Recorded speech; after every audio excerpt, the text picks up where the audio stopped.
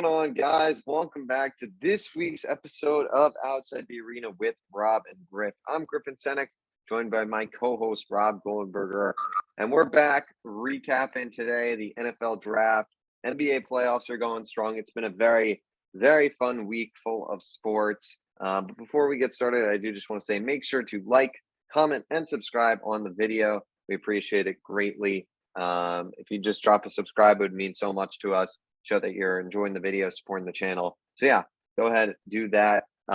With that being said, we're just going to jump right into things today. We're going to be starting off here talking about the NFL draft, and it was as crazy a draft as I can remember, to be honest. I mean, the first 10 picks or so were pretty kind of straightforward. I feel like it was predictable somewhat. I mean, the Falcons kind of switched things up a little bit, but other than that, I mean, I feel like a lot of these picks were what people were saying was going to happen of the day. Obviously, our mock drafts, I think would have looked different if we did them the morning of the NFL draft.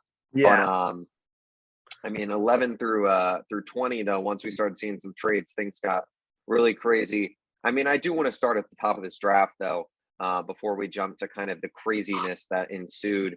Even looking at number one overall, Trayvon Walker, a bit of a surprise.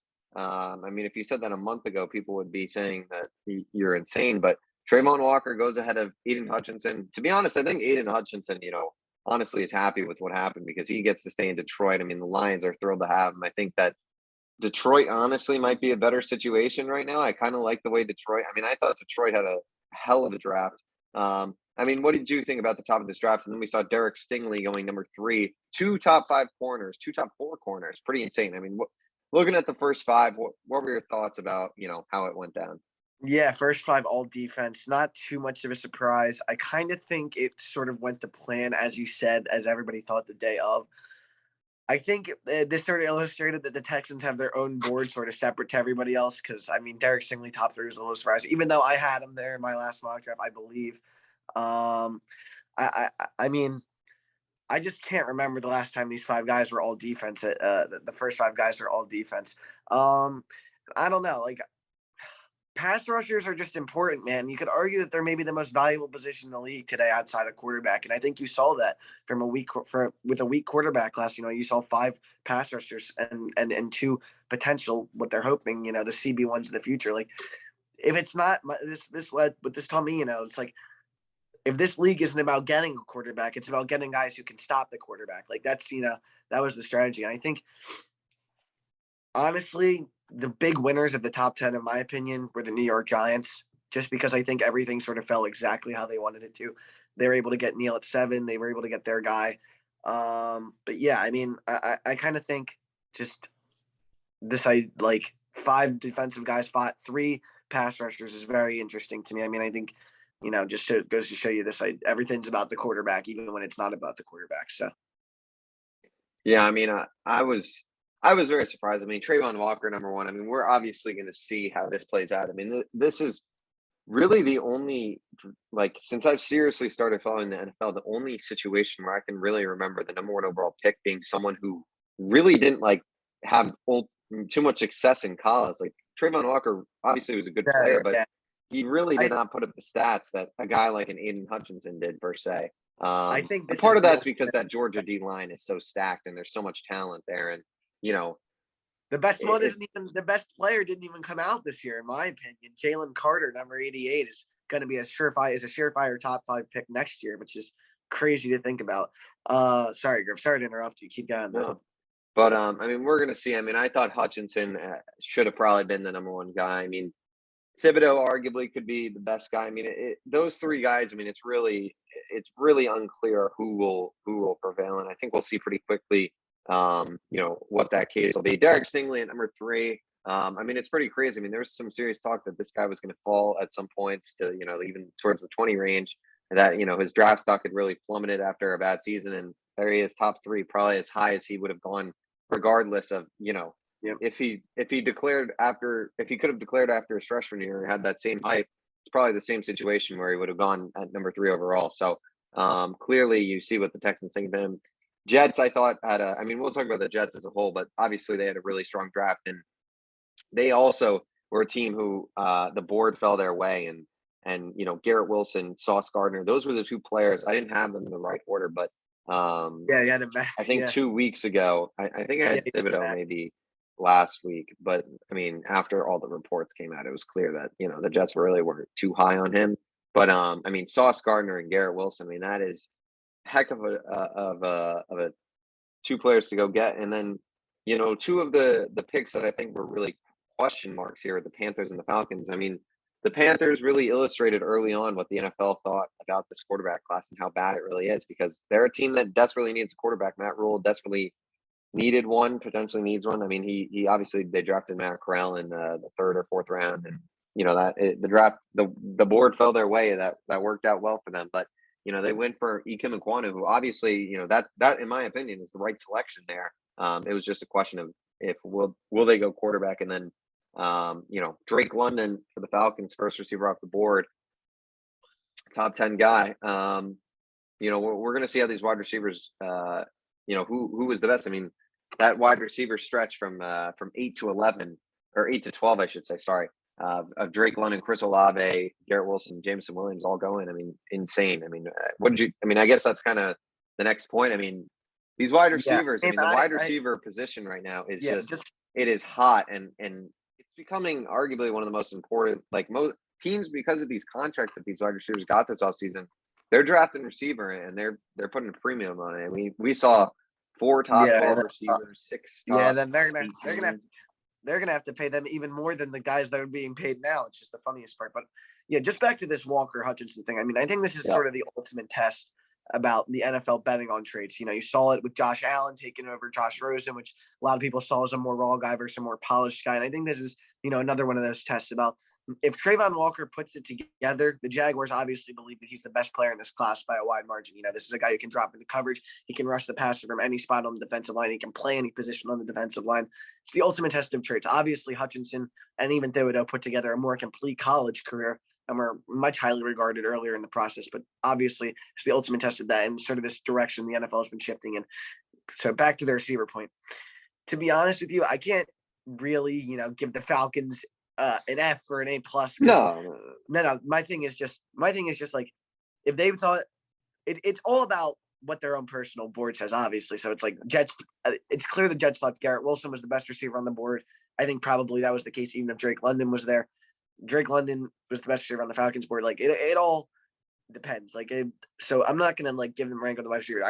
I'm gonna just speak more about the wide receiver position in general now. I mean, I guess I think it's interesting. What's funny is that the Falcons took a wide receiver before a quarterback, and I mean, I guess just these teams want weapons to surround.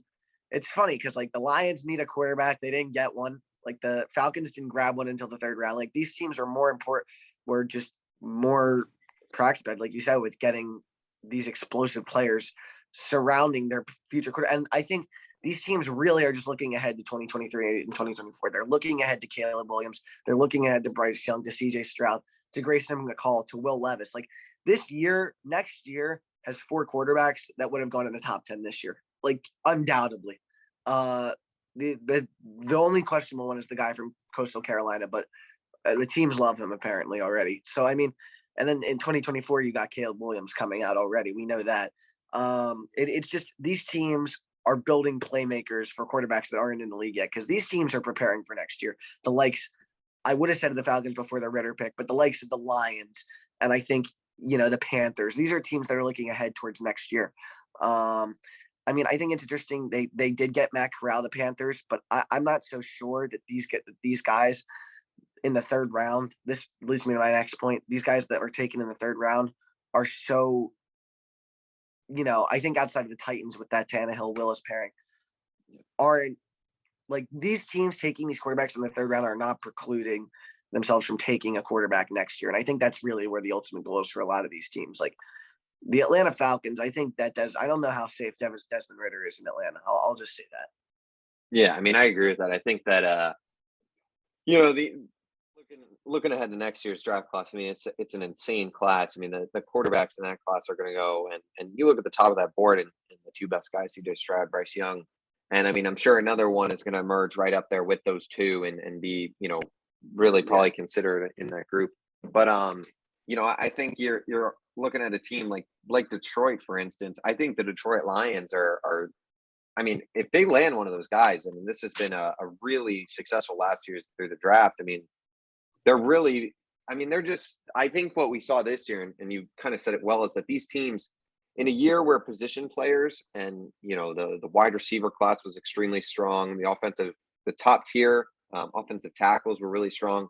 Teams put those positions out of the quarterback position and said, "Hey, we're gonna pass on these guys." And at the end of the day, those guys, there was one quarterback taken until the third round. I mean, it's clear that there's not much belief or optimism surrounding these guys. I agree with what you said. I mean, I don't think if Atlanta has number one or number two, I mean, obviously Will Anderson's going to be a tempting selection, but I still believe that they would probably end up picking Bryce Young or CJ Stroud. I agree. I think Desmond Ritter, the way the board fell to them at that point, they may as well take a flyer on Desmond Ritter, see how the season goes, because you want to have someone there outside of Mariota who, you can develop, work on. Maybe the guys really like him. Maybe it turns into, Mariota gets hurt. They throw Ritter in there. He really has success. And then all of a sudden you could go Will Anderson. But, it's worth a flyer at that point. But I think what we saw is that, since these teams clearly spent their first round draft capital elsewhere, I think they're looking ahead to next class and realizing that that's going to be a strong suit for them and a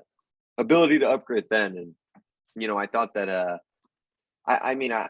I really liked some of those teams draft. I mean, the Detroit Lions, I think, had an incredible first round landing. Aiden Hutchinson and Jamison Williams. I mean, yeah.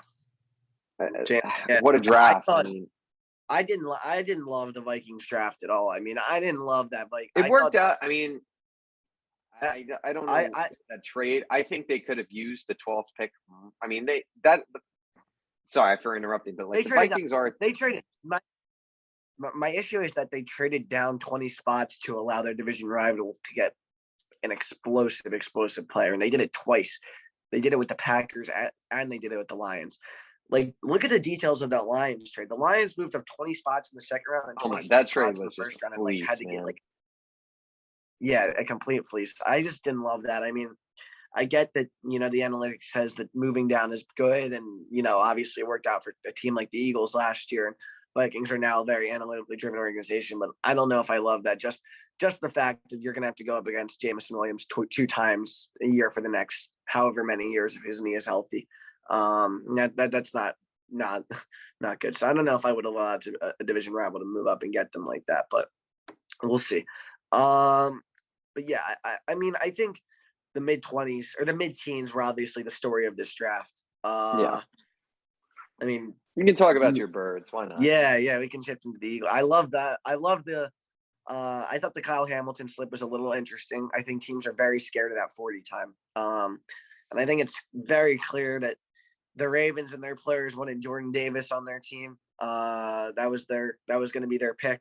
And the Eagles had to trade ahead of them to get Jordan Davis. I am a big fan of the Jordan Davis pick. I know a lot of Eagles fans wanted Kyle Hamilton, but if there's a reason he fell, there's a reason he fell, in my opinion. I mean, this is a guy being talked about, as a potential top 7, 8 guy, but that 40 time obviously scared teams. But this is probably a guy who's going to end up as a 10-year pro, probably future All-Pro regardless. But I just think Jordan Davis might have the most upside besides his Georgia teammate Trayvon Walker in this entire draft. Like, this is a guy who figures it out, can stay on the field. This is a guy who can really, truly rush the passer at multiple positions. If he can stay on the field, this is going to be a dangerous, dangerous player. And I think the Baltimore Ravens are very upset that they don't have him. A lot of people were upset that we didn't end up getting Jamison, but I thought that the night worked out much better than that. I mean, I'm just very surprised that the Titans opted not to pay A.J. Brown. I get he was asking for a lot of money. My thing is, the Titans are an organization that will traditionally pay their top players. They paid Ryan Tannehill, they paid Howard Landry, they've paid guys in free agency. I mean, it's very interesting to me. Obviously, he didn't leave on the best of terms. There's a lot of dispute about how much money he was asking for. But, man, the pressure is on Jalen Hurts because that Eagles offense outside of him is playoff caliber, to say the least. And with a good quarterback, they might have one of the better offenses in the entire league. I mean, obviously, we have to see how Devontae Smith progresses. Griffin. They have a top 5 offensive line. That quarterback though is very questionable, which is why I don't think that they're. It depends what because the thing is like, I think if you give them an elite, we've talked so much on this podcast about this elite tier of quarterbacks. If you gave them one of those guys, yes, I agree. But like, if you threw like who's like a non that tier, like a Matt Ryan on that offense or something, like a good serviceable quarterback, I think you could like Matt Ryan could win this team like 11 games. I think probably, yeah. But like, would he win a Super Bowl now? Is kind of probably not. But I mean, I'm not. I just the conversation surrounding Jalen Hurts is going to be very interesting this year because this is truly a make it or break it year for the guy. And look, I don't want to be this guy because I'm not typically this guy, but the Eagles just gave the largest signing bonus in undrafted free agent history for a quarterback. I think it's clear that they have a lot of interest in seeing what Carson Strong can do. If his knees are not like a senior citizen's and they're not cooked, I think it's going to be very interesting to see if this guy challenges Jalen Hurts at all or not. Because I'm serious. Because this is a guy who back in the college, when the college football season was ongoing, there were teams. I don't know if you remember early mocks, Griff, but there were mocks that had this guy going at the back end, the early, back into the first round, early part of the second round. Now, obviously, we saw the general side with the quarterbacks. That probably wouldn't have happened. But, the knees are what scared a lot of this guy off. My point is, Jalen Hurts needs to perform, or it could be it could be quicker, a lot over than the end of the season for this guy. Because this is a guy, I think at the very least, this is an Eagles team that's built at least to challenge for the NFC East. I think this is a team that can absolutely have a better record than the Cowboys this year, beat the Cowboys once or twice this year. I mean, we'll see. It all falls on the quarterback's shoulders. Yeah, I mean, at the end of the day, you bring up a good point. Like the Dallas Cowboys got a lot worse than they were last year. I mean, you look at all around their team, they've lost a lot. I mean, they lost Randy Gregory, they lost Amari Cooper, they lost. I mean, they've had a lot. And they didn't win a playoff game last year. Yeah, I mean, look, this Dallas team, their first round pick. I mean, Tyler Smith. I mean, yeah, he's going to be a project, which I didn't really understand for a team. I don't know why they didn't draft Jermaine Johnson. If we're being honest, I don't know what we'll talk about Jermaine Johnson. Obviously, we'll talk about Jermaine Johnson. I don't really know why this guy ended up sliding to 26. That still really confuses me, and especially for a team like Dallas. I mean, I guess they really like Tyler Smith, but I mean, it really seems like Jermaine Johnson would have been the perfect replacement for Randy Gregory. But yeah, I mean, Dallas has lost a lot of guys. I think the Eagles, I mean, Jalen Hurts is I mean, I feel partly bad for the guy because he's played well and like he's going to be a starting quarterback somewhere probably if he has another similar year to the one he had this year. It's just I don't think he's good enough to be a Super Bowl contender quarterback. And that's the problem for so many of these guys, and it's why like I don't want to like repeat myself every week, but it's like with the amount of elite quarterbacks there are right now, these mid to like high tier guys are just like mid tier, not high tier, I guess, but like these mid tier quarterbacks are just like teams are just moving on right away, and it's crazy. I mean, Jalen Hurts he led the Eagles to the playoffs. Obviously, they didn't have the best record or whatever, but he still led them to the playoffs. He played well, and now we're talking about like this guy's going to get moved on from, that he's trash. And I get that he's not the best quarterback and that he really doesn't show what you need, but like it's crazy. And I agree though. I think Jalen Hurts is absolutely going to make or break a year. I think you look at some of the other quarterbacks. Obviously, Daniel Jones. I mean, it seems like he's out the door at this point already. Yeah. I mean, there's a few other guys. I mean, Carolina, it seems like Sam Darnold's done. If Baker Mayfield somehow gets a job, it's obviously make it or break it for him. There's a few situations, but I mean, Jalen Hurts, obviously the NFC East is full of a few guys who are on make it or break it years. And we'll see what Jalen has. I agree. I mean, I think this Eagles team is absolutely a lot better than it was last year. I mean, they went out and had a very successful offseason, bringing in A.J. Brown. They're a true number one receiver. We had a little disagreement throughout the week of how he ranks, but he's around a top 10 guy or so in that discussion for sure. So it gives the Eagles a true number one. He's a true number one receiver, undoubtedly. Yes, I agree with that. And that I think it's going to allow Devontae Smith to really succeed in his second season, not have that pressure of being the number one guy. So I'm very curious to see how this Eagles team does. I think it was overall, I mean, easily a very successful draft for them, drafting Jordan Davis and Kobe Dean, trading for A.J. Brown, Carson Strong, undrafted free agent. Absolutely one of the winners of the draft, probably in the top three. I mean, I think you got to look at the New York Jets. The Jets and the Eagles, I think, are right up there as probably maybe the top two winners. Yeah, I think the New York Jets had an unbelievable draft. I mean, I think they got. I almost had the Breece Hall. They wanted to trade back up in the first almost, dude. Ugh. Almost. Look, I think that the Jets had a really good draft. I think they arguably got, wide receiver 1 and cornerback 1 within the top 10 picks. I think,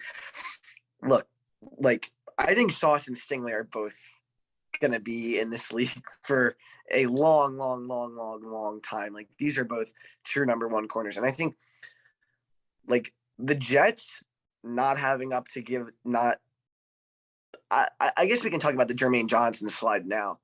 I mean, I don't know what it is that made this guy slide. Maybe it was the transfer not being able to. Maybe it was not being able to. You heard Georgia. Sorry, real quick. I just want to say something. I mean, I think the reason the slide was so crazy is because the day of, we were hearing so much buzz about this guy being guaranteed to go top 10. Yeah, and look, there were guys that we knew were going to fall a little bit. I think.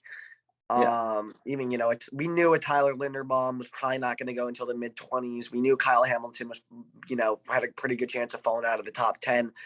It's quite rare. There were talks that the Eagles were going to trade into the top 7 or top 8 for this guy. And I think it's clear that but based on the Jets' reactions, the raw reaction videos, they weren't expecting that fall, and they made it clear that they needed to get back into the top, 25. But again, I think the story with the Jets, after this draft is now it's on Zach Wilson. It's the same thing. You get Zach Wilson has the tools to succeed now. He's probably got 2 years to. He's got 2 more years. Yeah. I mean, unless it's a total Daniel Jones stinker year next year. But I mean, if it's that bad and they have a top pick, they'd have to probably try and go for Stroud or Bryce Young. And I mean, I just look, 2 top 10 picks. The story of this draft is the teams with 2 first-round picks controlled this draft. I've mentioned one of my winners earlier. The first round was the New York Giants, and now I'm talking about the Eagles and the Jets, and these are the teams that had 2 first-round picks. I mean, look, acquiring more draft capital, even if it's 3rd, 4th round, is how you play the game in the NFL these days. I'll just use Howie Roseman, I guess, because I know him. A couple of years ago, people wanted to run Howie Roseman out of town. He turned it around with this Wentz trade. First, he gets a conditional first. Conditional first turns into 2 firsts. And then you just keep dealing and dealing. Teams with first round ran this draft and won this draft. Just acquiring more draft capital, teams trading down. It's why you saw 12 trades in the first 40 picks this year. Teams just want to trade down. It's what they want to do now. As analytics have become more prevalent and, strategy is, I think, even more strategy. For example, I said, in 1999, Griffin, 7 overall. The Dolphins traded their entire draft class to the Saints, or maybe the other way around, to draft a running back in 1999, number 1 overall. They traded their 1st, 2nd, 3rd, 4th, 5th, 6th, and 7th round picks, all of them. That would never happen again. I think if you get to see this one, you're just going to see so much more trading, so much more looking to acquire draft capital, because the teams with multiple first round picks run these drafts. Teams that are trained and that's why you're going to see, I think, that's why I was surprised at how low the haul the Tennessee Titans got, was because I think you're just going to see teams looking to move stars on for massive hauls even before they start looking for money. I think that this is going to just become, this game about the NFL is just going to become, all you hinted at earlier, all about acquiring draft capital, all about acquiring cheap contracts. As okay as Jalen is, and as I don't think he is up to the bill as to be the Eagles quarterback, him being on a 2nd round rookie contract is enabling the Eagles to give this money out. It's all about cheap contracts, especially you're going to see at that quarterback position. So I think this is just going to be a league of acquiring draft capital and moving down. And I think you're going to see a lot more trading in future years. Yeah. I mean, I think it's, you bring up the point about the Eagles. I mean, you look at what allowed the Jets to have so much success. I mean, Joe Douglas has made, amazing trades. I mean, the Jamal Adams trade obviously was upsetting at the time, but you turn that into Garrett Wilson. And, they had 2 firsts. So I forget what they they might have I think they traded up. They used that first to trade Yeah, up for well, Elijah Vera Tucker. I think last year is what happened. I think that's right. And then, I mean, the Sam Darnold trade got them. I forget, but maybe they got a second, they got a third, or something like that. I mean, they just had all this ammunition to be able to use, and then, they ended up trading up in the second round, even to get Breece Hall. I mean, the first four players the New York Jets acquired. I mean, this is their chance to really change. I mean, this is as good a young core as the New York Jets probably have had in an extremely long time, combining these last two draft classes. I mean, you've added Zach Wilson, Elijah Vera Tucker, Jermaine Johnson, Garrett Wilson, Sauce Gardner, Breece Hall. I mean, there is so much talent. And at this point, it all falls on Zach Wilson, because the New York Jets have done what they've been, they've done so much. They've upgraded a lot through this draft. They've acquired, look, are all these guys going to be as good as they're projected to be? Probably not. But I mean, I would be shocked if at least two of these guys probably don't turn into like studs in the league. I mean, these guys are serious, legit. I mean, I think Garrett Wilson could be an elite wide receiver. I think Sauce Gardner could be up there. Jermaine Johnson obviously could be very good. It seems like, there's some questions. Breece Hall obviously was regarded as the top guy running back in this class. I mean, Zach Wilson, the pressure is on him. We got to see what's going to happen with him. Obviously, they've upgraded through free agency. I mean, this is a big case where Zach Wilson's going to prove himself. But yeah, I mean, like you said, and teams with multiple firsts. I mean, Baltimore had another great draft. I mean, Kyle Hamilton, Linderbaum, they added Ojabo. I mean, let's real quick talk about the Marquis Brown trade. I think one of the more strange trades in the draft. Obviously, Marquise Brown getting traded for a first-round pick. I mean, look, I understand why the Ravens did it. They got a first-rounder for Marquise Brown. But their wide receiver room right now is really, really thin at the end of the day. I mean, I think their guy, obviously, that they are heavily Rashad relying, and it's clear that they believe in Rashad Bateman heavily. And look, I mean, I'm not sure I understand it, but to me, I get the point about the Ravens not having wide receivers, but if the Cardinals were calling and offering a first-round pick for Marquise Brown, who requested a trade at the start of the offseason, then was that public news when he requested a trade? I don't believe so, but I never heard about that. Yeah. It came out after. Yeah. I mean, he did. I mean, Schefter tweeted it that he wanted. No, I know he did, but I'm saying. Sorry. News, like before the draft is what I was saying, because I didn't think I heard it. It was never. Yeah, it's strange for sure. I think. I mean, I just don't get why you would trade a first-round pick for Marquise Brown, and I'm sure Steve Keim wasn't too happy with himself after what happened minutes later when AJ Brown was traded. Well, the problem was they agreed to it earlier in the day, as what supposedly happened. No, I know. I'm sure when he was like, "Oh wow." Yeah, and Howie at the last minute was keeping the Titans on the line, trying to push them through after they saw that deal, because it wasn't official until the pick was up. But I mean, like, I just don't get trading a first round pick for Marquise Brown. These people are like, oh well, AJ Brown has to get paid too. Like, so does Mark. Like, do they think Marquise Brown is going to play for free? I don't like. I just don't get trading a first round pick for this guy at all. He's a guy who's shown he's not up to standard to what people thought he was going to be. Trading a first round pick for him in where we see, I just mentioned it, like, trading first round picks is so valuable. Now the Ravens have Linderbaum and Hamilton, like probably the two best players at their positions in the entire draft. Like, crazy to me. Crazy that they traded a first round pick for Marquise Brown. I think at the end of the day, I think the interesting thing about this trade is actually, if you look at now the quarterbacks on both teams, because I think this deal also was to probably try and help soothe the relationship with Kyler Murray, because obviously Kyler Murray, Hollywood Brown played together in college. They're good friends. It seemed like Kyler Murray probably had a big say in this deal and said, I'm sure Marquise Brown was talking to him saying, hey, I want out. I want to be with you again. Yeah. Let's make this happen. And I'm sure Kyler Murray, there's been, all this weird, seems like things are fine, obviously, with the Cardinals and Kyler Murray, but there's been a lot of weird, who knows what there. So I think this was a move to potentially soothe some of that. But now, I mean, looking at Lamar Jackson, Lamar Jackson is really the only one of those, is the only like major elite quarterback who's approaching free agency that's not on a major extension. I mean, the Ravens are a very good team, but could see Lamar Jackson testing free agency, and I think he honestly should because Cutting I out a think little, if I think a quarterback of his caliber testing free agency. You cut out a little there, Griff. Okay, I see my connection's a little unstable. Yeah. Essentially, what I'm saying is that I think that the situation with Lamar Jackson is very interesting because he's one of the only guys that still hasn't come out with his contract extension. It's very weird that is he on his fifth? Is this his fifth year now? Well, no, he was drafted pick 32 in the 2018 It must be his fifth year draft. because he was the Sam Darnold draft. Yeah, 2018, 2019, 2020, 21, 22. Yeah, fifth year. Fifth year, no extension still. It really seems like he's headed. I mean, obviously, I guess they'd franchise tag him, but I honestly can see a scenario where Lamar Jackson leaves Baltimore at this point because I mean, I think he shouldn't. I think Baltimore's the perfect scheme for him, but I don't know, man. I think it's really weird that this team still has not gotten the extension done with him, that it's still not done.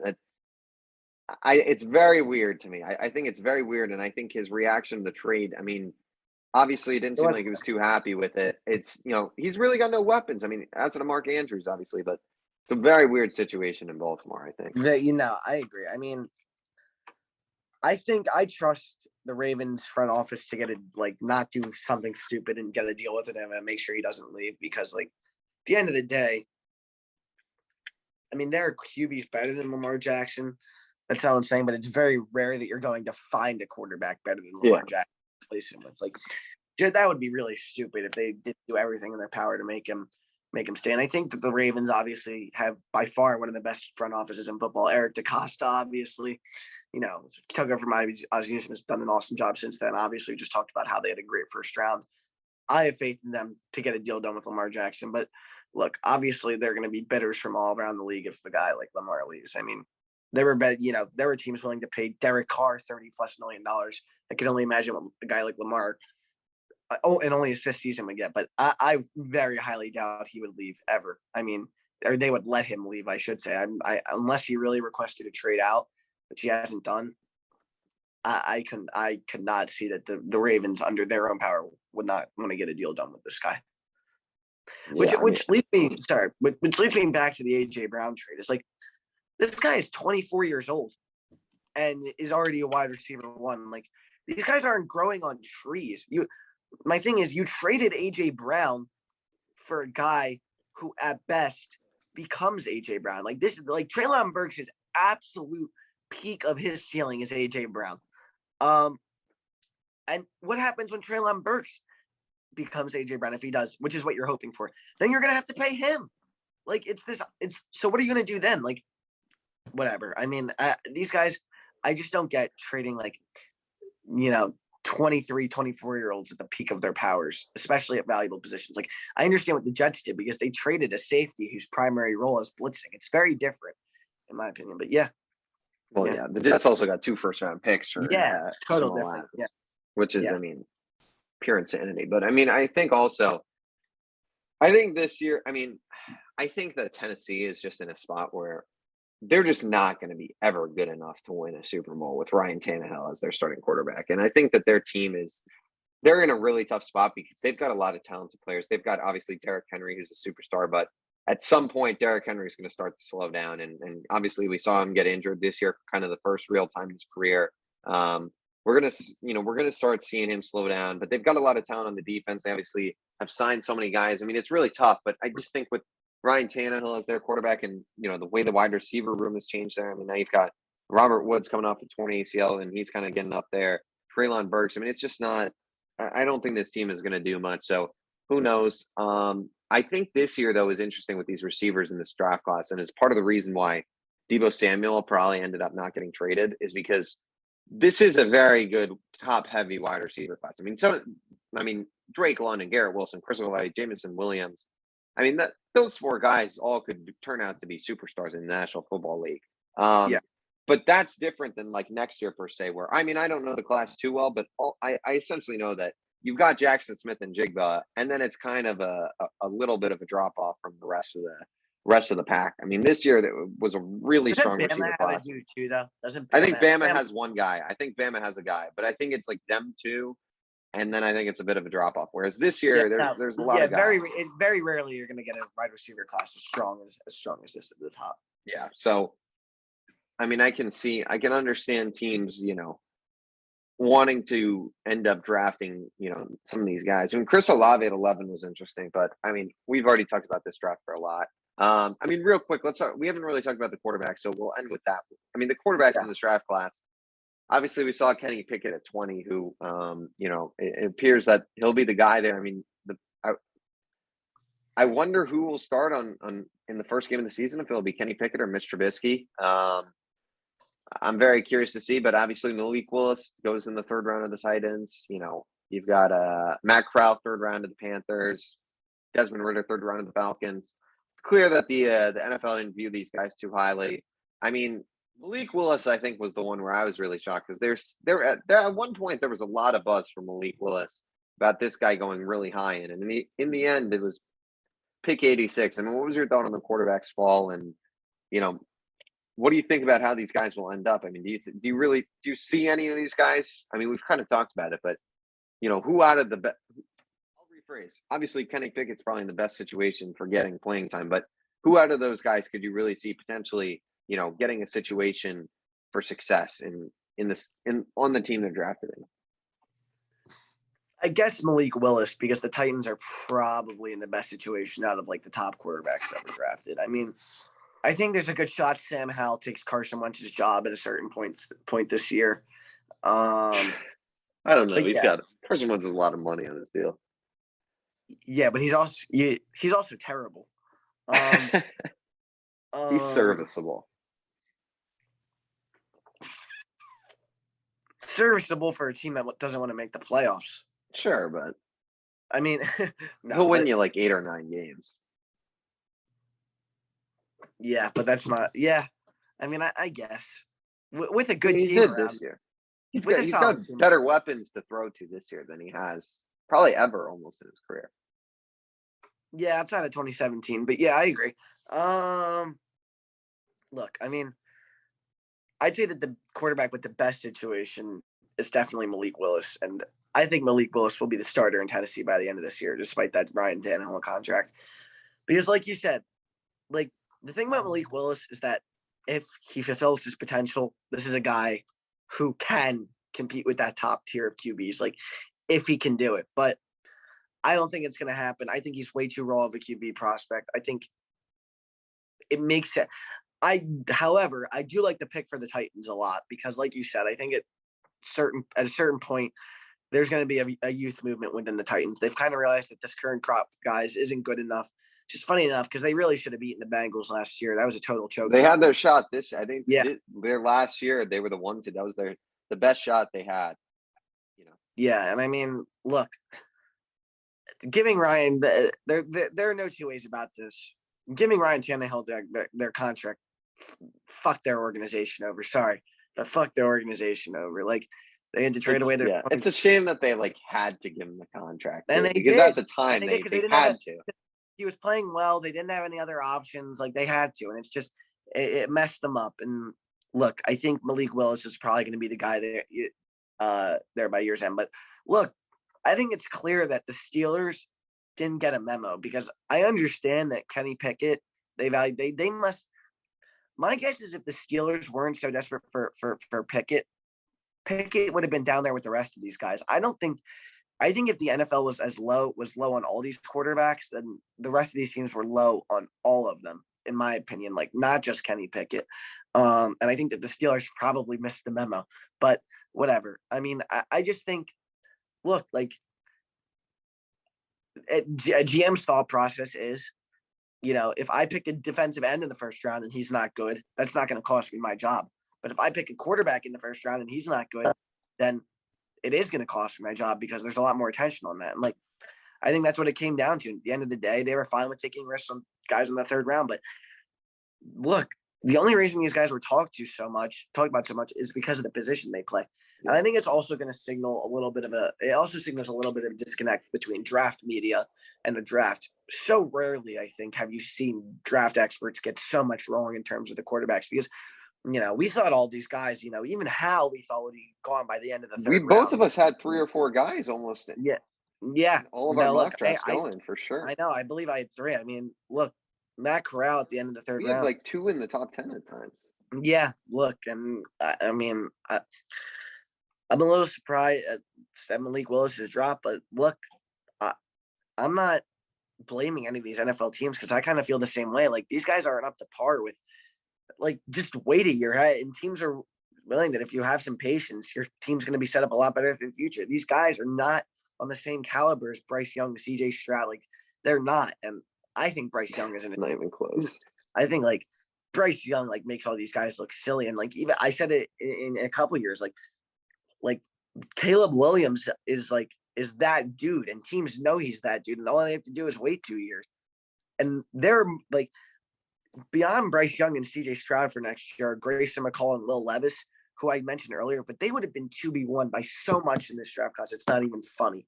Like, these are guys who are actually Grayson McCall goes to Coastal Carolina, so there's some question marks about him, but ever since he's been the quarterback, they've lost like 2 games in 2 years. So we'll see. I mean, these are guys that would have 100% been QB1 in this draft, though. So, I mean, teams want to wait, and teams recognize that, taking a flyer on the third round won't cost front office guys their jobs. So, yeah.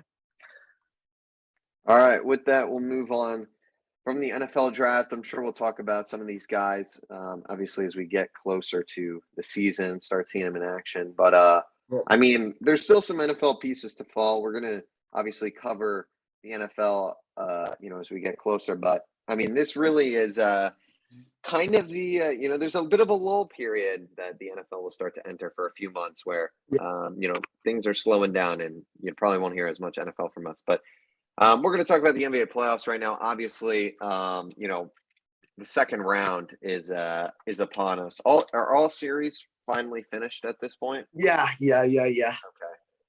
So we're in the second round now.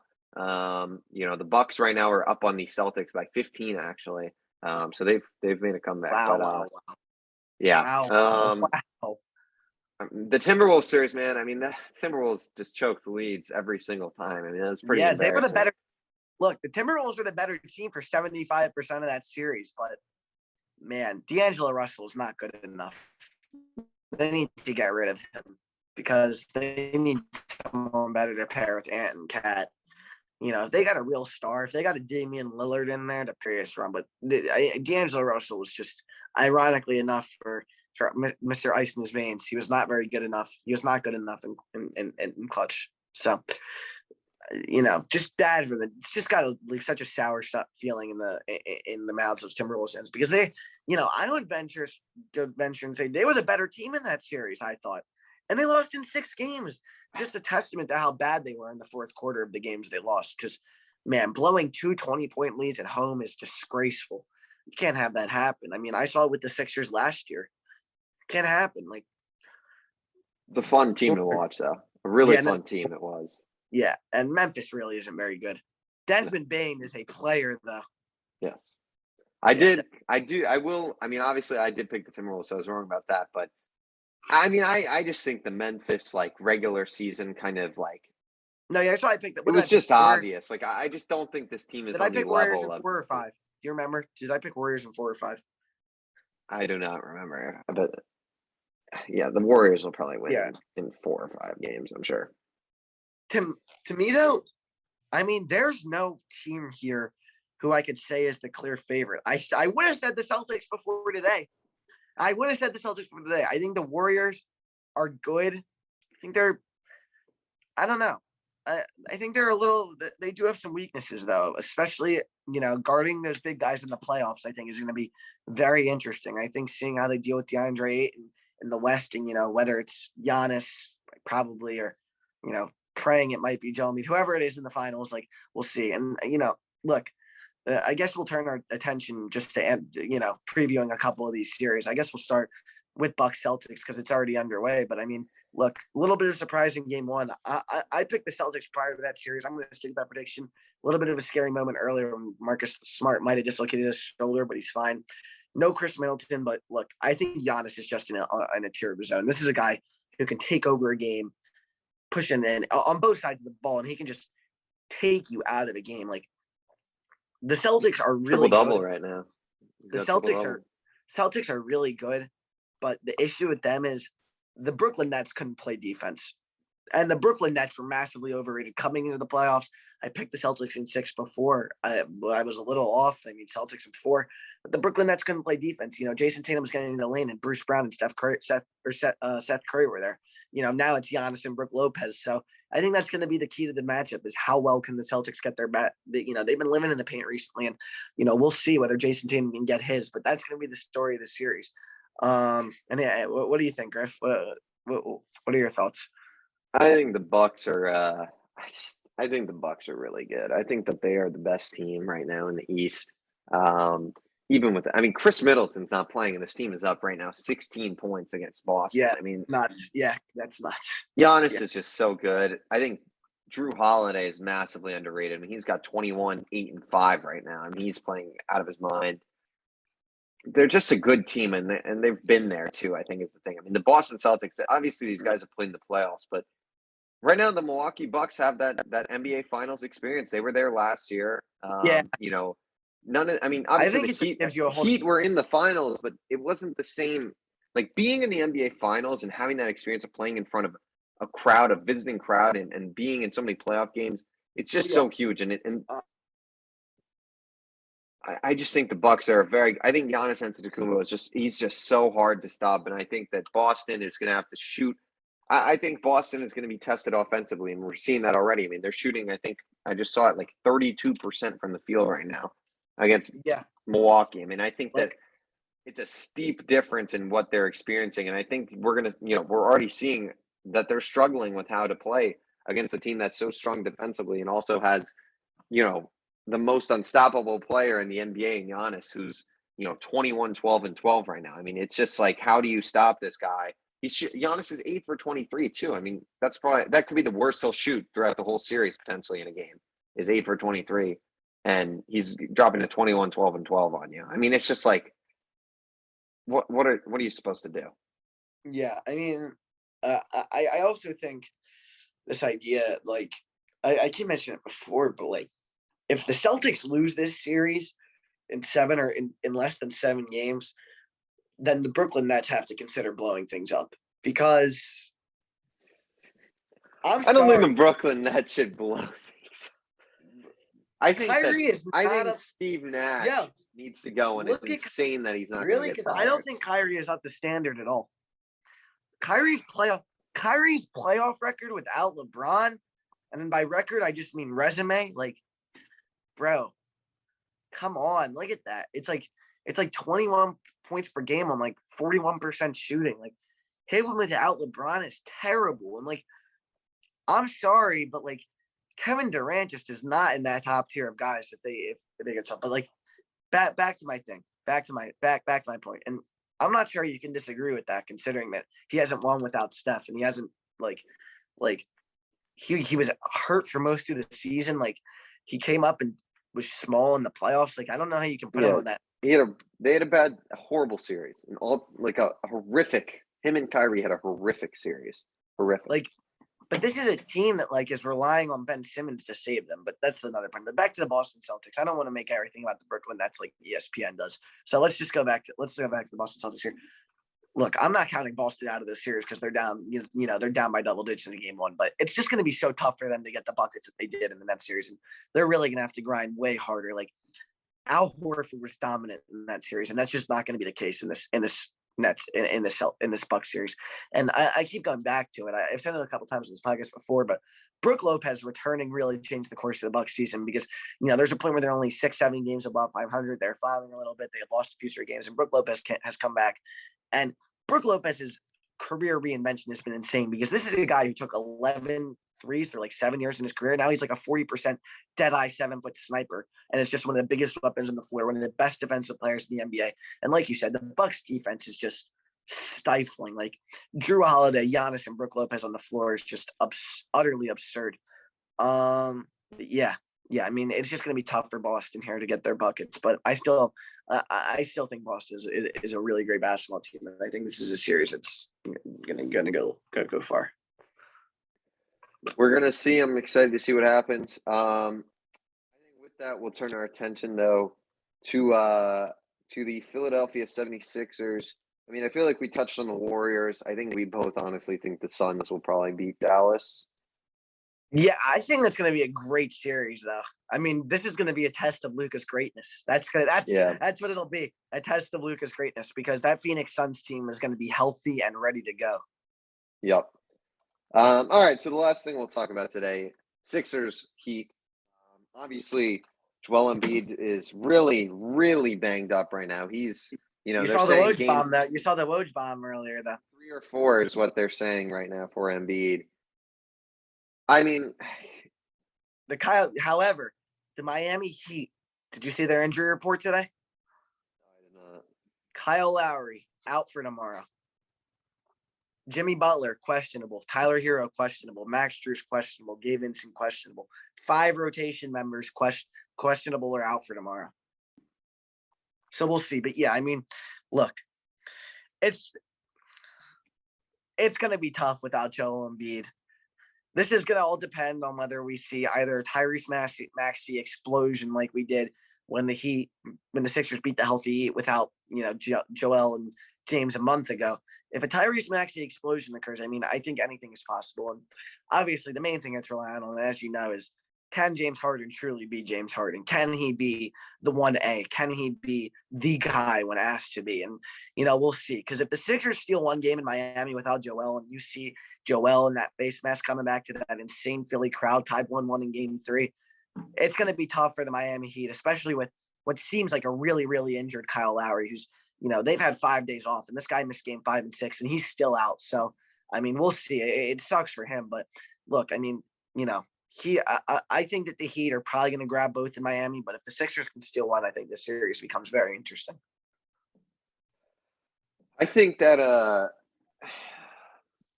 I think this is really unfortunate for Philly because it seems like the same thing is just happening year in and year out, and it's just they just can't get a run where they have their whole team healthy and everyone's good to go. And even if guys are slightly banged up, I mean, Joel Embiid, I mean, what do you have? He's a Is he warrior, a finger issue?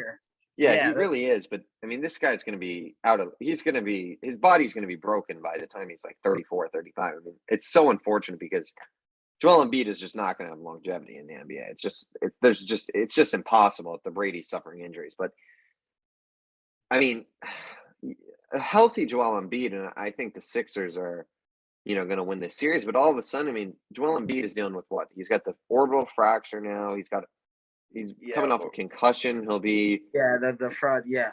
I mean, what is this finger issue or? Yeah, the finger issue. I mean, it's I just think Joel Embiid, because the issue is that it's not a matter I think he can play through it. It's just a matter of other teams are going to be constantly trying to re-aggravate both of those injuries. So it's just going to be starting to focus. Like I said, this depends on whether James Harden can have a return to form. It's all that's it. And I think what this really does though is just it solidifies the Bucks, the winner of the Bucks Celtics series. If because the Heat to me just aren't up to the standard of these 3 other teams, and all 4 of them are healthy. I think the Sixers would have ran through the Heat. I think the Raptors might have even been a tougher matchup, honestly. Whatever, but it's all right. I mean, and he fucking breaks his eye and he's never able to play again. That would be one of the, just don't do that. Anything because this is a guy who can still be dominant. Like you said, he's only 28 years old. This is a guy who can still be dominant for 2-3 more seasons. Don't ruin the rest of his career because, they want to force him to play through this. But look, my other thing is with something as serious as an orbital fracture, if they seriously believe that he can play through it and won't be limited, then I have the same feeling. Because I feel they want to take a risk with something that severe. And if he really doesn't need surgery, then he doesn't need surgery. He missed 3 weeks last time and had to have surgery and came back funny enough with the mask against the Miami Heat, which looks like he's going to do the same. Looks like he's going to do the same thing here. But you're right. It does suck because this is a guy who has been through so much. He's recovered from so many injuries, obviously came to afford came to a foreign country at a young age, injury. Like, this is a guy who's just fought through so much, missed his first 2 years in the NBA because of injuries. Like, and now he's there. And now it's finally, he has a superstar teammate. Finally, now they're primed for their championship run. Finally, and like, he's hurt. Like, this is the first year he's been healthy all year, and now he's hurt. It just sucks. I mean, hopefully this is a string of healthy years for him. That's what you're hoping for, that he can maintain his form for the regular season. But the other thing that sucks is that these injuries didn't happen because, he has this fragile tag on him, which, like, I don't really agree with. But, like, the first injury, he got his thumb caught in a jersey of a Raptors player and it twisted the wrong way. And then the second one, obviously, Pascal Siakam, he caught an elbow in the face. So it's like, it's just unfortunate for the guy. But the dynamic of this series heavily changes if the Sixers can steal one in Miami, which I think could be tomorrow. Your best shot is tomorrow night if Jimmy is questionable and Lowry is for sure not playing. So, yeah. Yeah, I mean, like you said, this comes down to James Harden, and I think this is his big moment. If he is, if James Harden comes out this series and just absolutely stinks, I mean, I don't know if you could justify giving this guy like a supermax contract. It's very interesting. I would be shocked. I think the only way that he really gets a supermax from anybody is if we get to the conference finals at least. Like, I think a possibility is, like, if we lose in the second round, he could sign a max here and we could sign a third star. Like, I think that's the plan if we crash out early. Sorry, keep going though, Griff. No, I think this is a case where James Harden has got to show what he's made of and show that, he's still good enough to be a superstar. And, I think his legacy is honestly on the line in this series because he's not won much in his career. I mean, he really hasn't done much. Everywhere he's gone, he's made the playoffs, sure, but has he done anything there? No, he's never. Outside of, I guess, the Thunder seasons where he really wasn't, a superstar. And of course, a lot of that is just like that.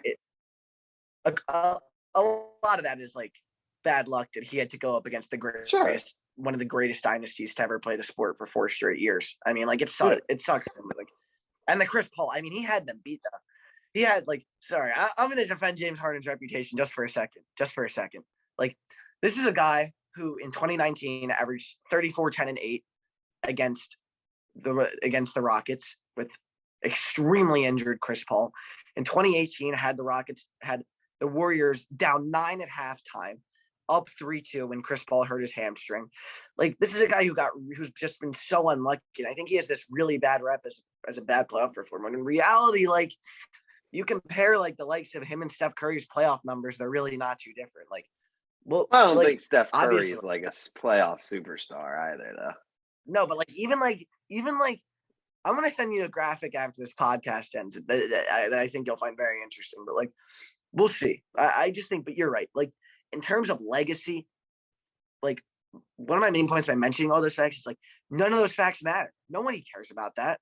But like, if James Harden goes in solo and beats the Miami Heat, like, this is his time to shine. You're right. This is what he will be remembered for, whether he likes it or not, whether a Harden fan like myself likes it or not. Like, this is what he will be remembered for forever. Like, not the 30s, not averaging 36 a game. Like, this is what he's remembered for. Yeah, and it's really a huge moment, I think, for his career right now and what's going to happen in the future. Because at the end of the day, if he goes out and performs and some, let's say wins these 2 games for the Sixers against Miami, he's setting himself for a huge contract. Will stay in Philly, but if he goes out, he knows it too. Look, he knows that too. But if he goes out there and is a nightmare for these 2 games, the Heat go up 2-0, and the Sixers can never recover.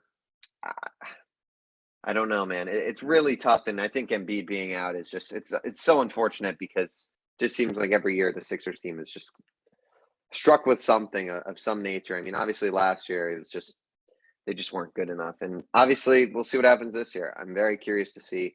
But yeah, I think that will do it for this week's episode of Outside the Arena. Thank you guys so much for watching. If you haven't already, please like, comment, and subscribe on the video. Check us out on Apple Podcasts, Spotify at Outside the Arena. Check us out on Instagram at Outside the Arena Podcast. Follow us both on Instagram. That'll be in the description. And yeah, with that, thank you guys for watching. Take it easy, and we'll see you all next week.